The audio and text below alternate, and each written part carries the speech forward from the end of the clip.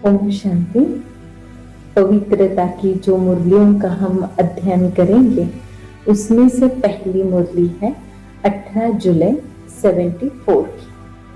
मुरली का सार है संपूर्ण पवित्र वृत्ति और दृष्टि से श्रेष्ठ तकदीर की तस्वीर। श्रेष्ठ तकदीर की तस्वीर बनाने वाले सर्व आत्माओं के शुभ चिंतक व सदा कल्याणकारी परमपिता शिव परमात्मा बोले, आज विशेष रूप से मधुबन निवासियों के तकदीर की लकीर देख रहे हैं। हरे श्रीमत के अनुसार व बाप दादा की पालना के अनुसार अपनी अपनी तकदीर की लकीर बना रहे हैं। क्या अपनी तस्वीर को सदैव दर्पण में देखते रहते हो? क्या इस तकदीर की लकीर की मुख्य विशेषताओं को जानते हो? स्थूल तस्वीर व चित्र बनाने वाले जानते हैं कि इस चित्र की वैल्यू किन किन विशेषताओं के आधार पर होगी। स्थूल चित्र की मुख्य विशेषता आकर्षण व वैल्यू उसके फेस के आधार पर ही होती है। कोई भी चित्र को देखेंगे तो सबकी नजर पहले उसके चेहरे अर्थात फेस पर ही जाती है। हर चित्र के नैन चैन देखते हुए ही उन चित्रों की वैल्यू की जाती है। वैसे भी इस तकदीर के तस्वीर की वैल्यू मुख्य किन बातों पर होती है? उसकी मुख्य क्या विशेषताएं हैं? अगर कोई की तकदीर की तस्वीर देखेंगे तो क्या विशेषताएं देखेंगे? एक मुख्य विशेषता यह देखी जाती है कि तकदीर की तस्वीर में क्या स्मृति पावरफुल है, अर्थात सदा स्मृति स्वरूप है। दूसरी बात कि क्या भाई भाई की वृत्ति सदा कायम रहती है। तीसरी, क्या रूहानी अर्थात संपूर्ण पवित्र दृष्टि है। मूल में ये तीन ही बातें हैं, स्मृति, वृत्ति और दृष्टि। इन तीनों विशेषताओं के आधार से ही दिव्य गुणों का श्रृंगार व चमक झलक फलक तस्वीर में दिखाई देती है। अगर यह तीनों ही बातें युक्तियुक्त व श्रेष्ठ है और यह यथार्थ है तो ऐसी तकदीर की तस्वीर ऑटोमेटिकली सर्व आत्माओं को अपनी तरफ आकर्षित करती है। जैसे स्थूल नेत्रों के नैन चैन रास्ता चलते हुए आत्मा को भी अपनी तरफ आकर्षित कर देते हैं, ऐसे ही यह तकदीर की तस्वीर भी सर्व आत्माओं को अपनी रूहानी दृष्टि व सदा स्मृति और वृत्ति से अपनी तरफ आकर्षित जरूर करती है। जैसे स्थूल चित्र देहधारी बनाने में अर्थात देह अभिमान में लाने के निमित्त बन जाते हैं, न चाहते हुए भी आकर्षित करते हैं। कच्चे ब्राह्मणों को व देही अभिमानी बनने के पुरुषार्थियों को भी आकर्षित कर देह अभिमानी बना देते हैं। जो ही फिर कंप्लेंट करते हैं कि रास्ते चलते चैतन्य चित्र व जड़ चित्र देखते हुए आत्म अभिमानी से देह अभिमानी बन जाते हैं। ऐसे ही जब रूहानी चित्र व तस्वीर आकर्षणमय बनाएंगे तो अनेक आत्माएं चलते फिरते भी देह अभिमान से निकल देही अभिमानी बन जाएगी। जब स्थूल चित्रों में इतनी आकर्षण है तो क्या आप रूहानी चैतन्य चित्रों में इतनी रूहानी आकर्षण नहीं है? अब यही चेक करना है कि मेरी तस्वीर व चित्र कहाँ तक आकर्षण मूर्त बना है।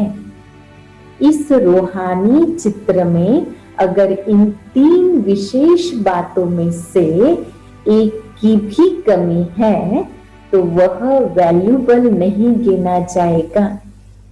जैसे स्थूल चित्रों में भी आंख, नाक व कान आदि आदि कोई भी एक चीज यथार्थ नहीं होती है तो चित्र की वैल्यू कम हो जाती है। चाहे सारा चित्र कितना ही सुंदर हो, लेकिन मुख्य फेस में अगर थोड़ी सी भी कमी रहती है तो चित्र बेकार हो जाता है या फिर उसकी वैल्यू आधी हो जाती है। ऐसे ही यहाँ भी इन 3 विशेषताओं में से एक की भी कमी है तो प्रारब्ध व प्राप्ति के समय में से आधा समय कम हो जाता है। अर्थात 16 कला से 14 कला हो जाने से आधी वैल्यू हो गई ना। इसलिए इन तीनों ही बातों की हर समय चेकिंग चाहिए। अच्छा, तो क्या ऐसी चेकिंग करते हो? क्या चेकिंग का यंत्र जानते हो? यंत्र द्वारा ही तो चेकिंग करेंगे ना। वह कौन सा यंत्र है कि जिससे अपने को चेक कर सको? यंत्र है बुद्धि। लेकिन दिव्य बुद्धि का नेत्र ब्राह्मण बनते ही दे देते हैं। जैसे ऐसे कई लौकिक कुल होते हैं जहां जन्म लेने से ही युद्ध में व हिंसा में प्रवीण बनाने के लिए बचपन से ही तलवार के बजाय चाकू व लाठी चलाना सिखलाते हैं, जिससे कि उनको अपनी शूरवीर कुल की स्मृति रहे। बाप दादा भी हर ब्राह्मण को माया के वार से बचने के लिए व माया को परखने के लिए यह दिव्य बुद्धि का नेत्र देते हैं।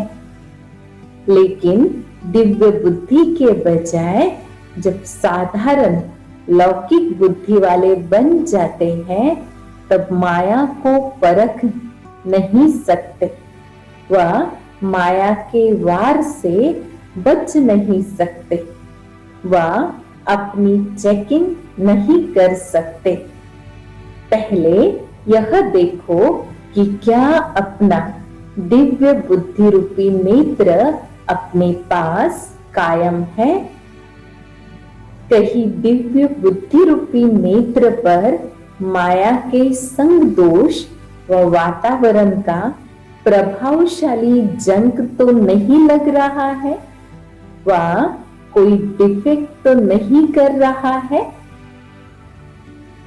अपनी ऐसी श्रेष्ठ तस्वीर बनाने के लिए मुख्य 3 विशेषताओं को भरने के लिए 3 शब्द याद रखो।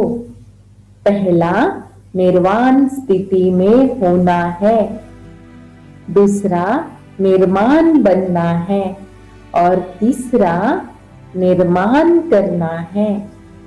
निर्वाण, निर्माण और निर्माण अर्थात मान से परे, यह 3 शब्द स्मृति में रखो तो तकदीर की तस्वीर आकर्षणमय बन जाएगी। चलते चलते इन तीनों बातों की कमी हो जाती है।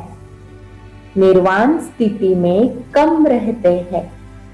वाणी में सहज और रुचि से आते हैं।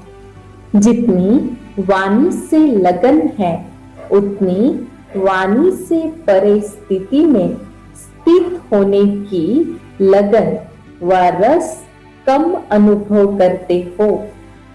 निर्माण बनने के बजाय अनेक प्रकार के मान, देह का व अपोजिशन का, गुणों का, सेवा का, सफलता का व अनेक प्रकार के मान सहज स्वीकार कर लेते हो और स्वीकार करने की इच्छा में रहते हो।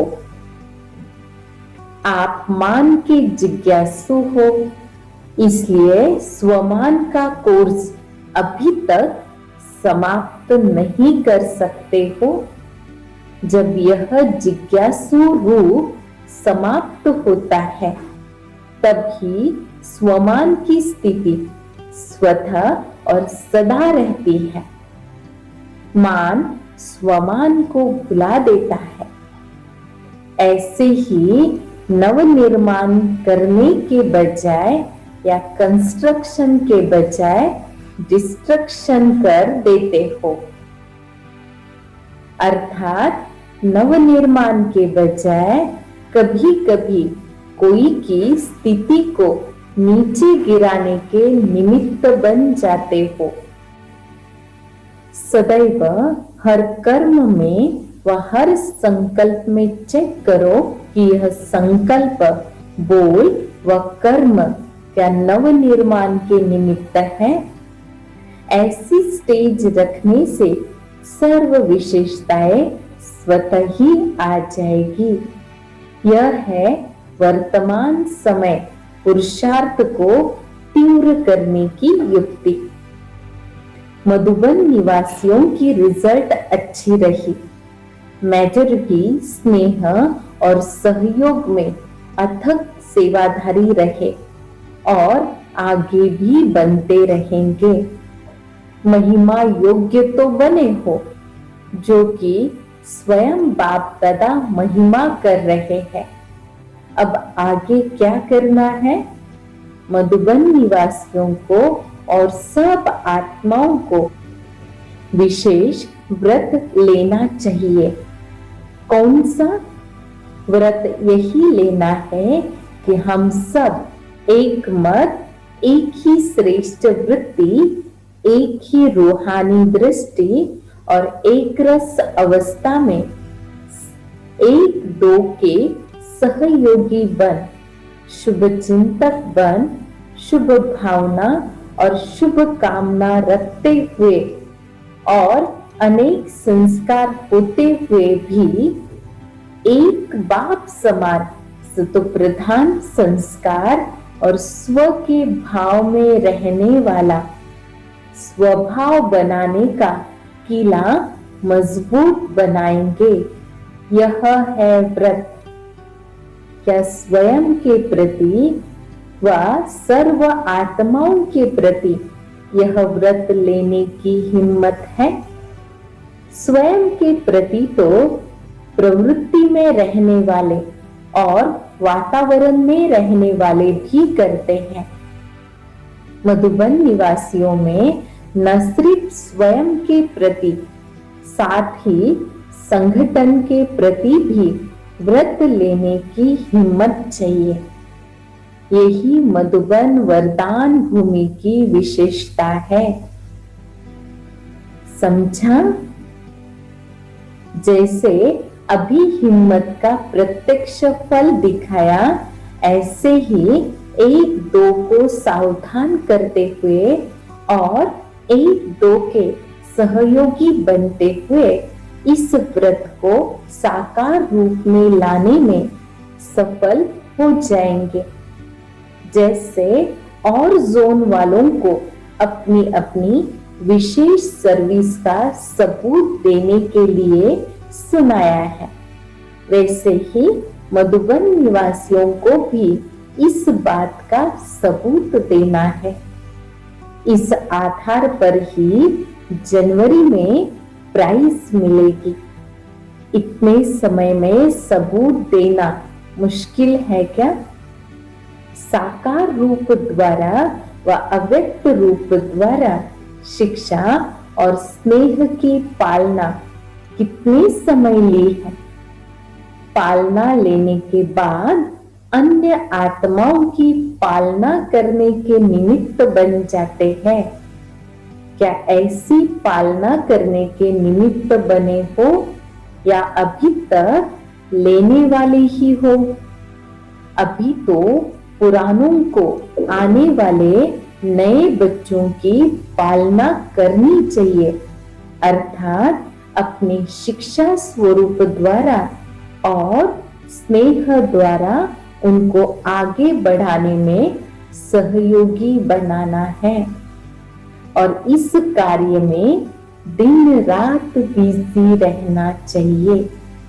यह अव्यक्त पार्ट भी विशेष नयों के लिए है और पुरानों को तो अब बाप के समान बन नई आत्माओं के निमित्त और उल्लास को बढ़ाना है।